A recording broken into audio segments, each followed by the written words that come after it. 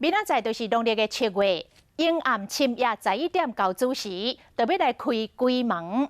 嘉义布袋过沟流传百年的花灯夜巡，小连续3天的暗时，拢会办甲真大场。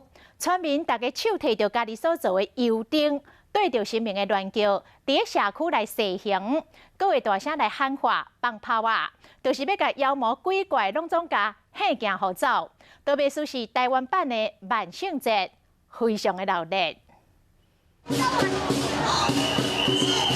面上插彩绘、手举花摆，台版的万圣节登场。顶头自就伫建德宫的前面，准备要对神明召见出巡。嘉义布袋过沟的花灯夜巡活动已经流传百冬，每当旧历7月鬼门开进前，拢会举办花灯夜巡，祈求平安。我今天骑火灯来赶鬼。它是在农历的6月底，最后的这3天，将这些没有身份证的孤魂野鬼赶出去。也有歌团甲顶头的演出真热闹，吸袂少外地游客来体验。